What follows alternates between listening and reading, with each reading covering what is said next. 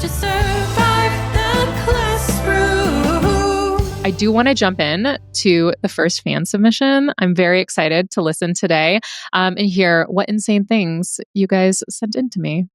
Okay. Colin from Fort Collins, Colorado. I teach family and consumer science, and this happened yesterday. We were doing a cake war competition, and they were putting the crumb coat on their cakes. And I had a student about 2 minutes left of class come over and way across the kitchen. I'm in a different kitchen helping, and he's like, "Hey, just so you know, teacher, there's going to be some smoke you're going to smell, but everything's fine."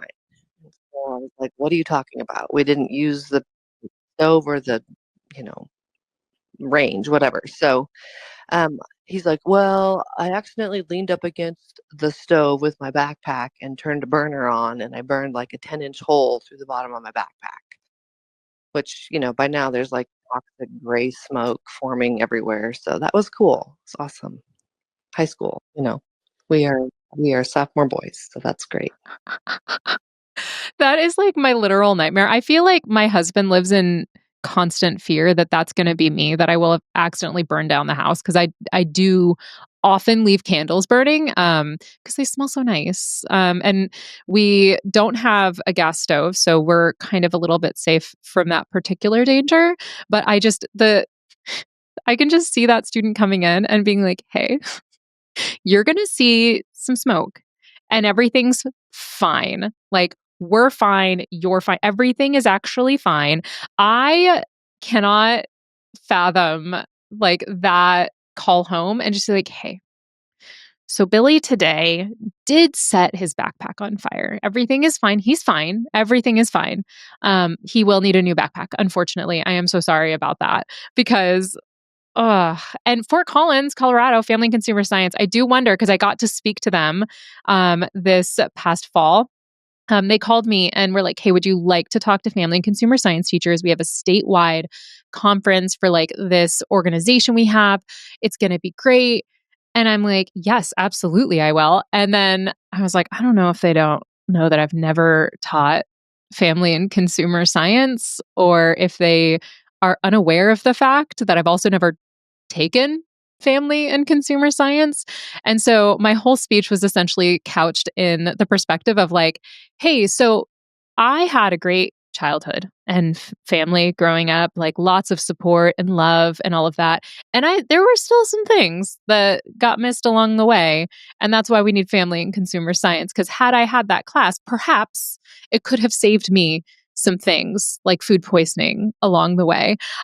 Which, I think it went really, really well. So I do wonder if that person who submitted it is somebody who I got to meet because Fort Collins, I don't know if you guys have been to Fort Collins. This is completely unrelated to that message, but Fort Collins is, and I've been told by people from Fort Collins not to say this too loud, but it is such a magical, beautiful place. Like it is like a lot of the areas are newly developed, and my friend lives in a neighborhood that's like 10 minutes from like ski hill that they like manufacture the snow. It's not in the mountains. Let me just establish that. Like you're not in the mountains, you can see the mountains, and they have like just a little like snow park there that they manufacture the snow for, and like a bar and grill and some really good food. And yeah, it's a beautiful place. So if you guys haven't been to Fort Collins, highly recommend.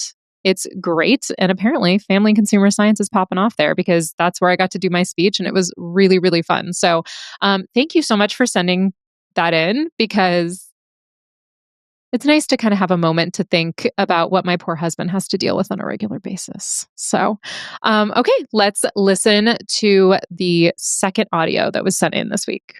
I teach at a high school in New York, and about 12 years ago, I was helping some students with a piece of writing.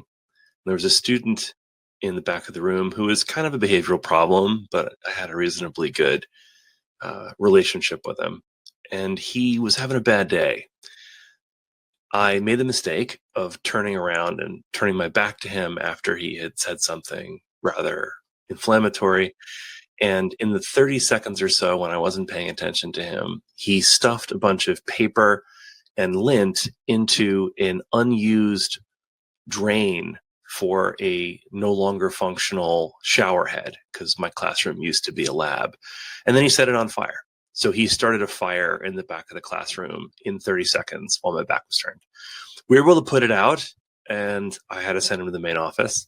I bumped into him years later, and he was really apologetic for doing it, but things have turned out okay. I'm assuming the end of that is things have turned out okay for him. Can you imagine that phone call? Thank you so much for watching. Want more of How to Survive the Classroom? You can watch the rest of the episode right now. Just click on that little box over there. Do you see it? And if you haven't yet, please subscribe. Okay, bye.